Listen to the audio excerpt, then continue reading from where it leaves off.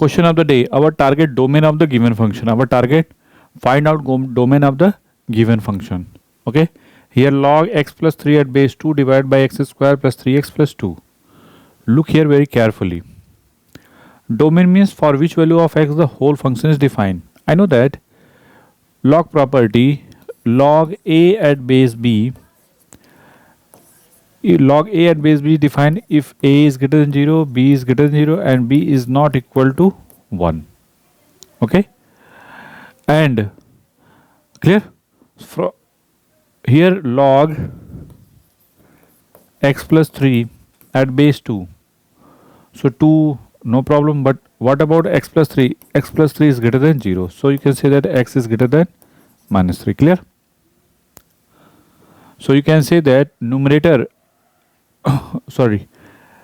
numerator basically you can select that value, x is greater than minus 3, so this part is defined. But in case of denominator is not defined at x square plus 2, x square plus 3x plus 2 is not equal to 0.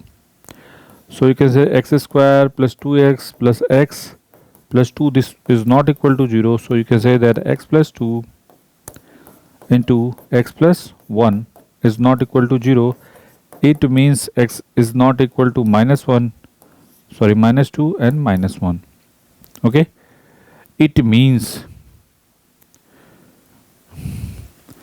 so domain is minus 3 to infinity except minus 2 and minus 1. Clear or not? Domain is basically for which value of x the whole function is defined.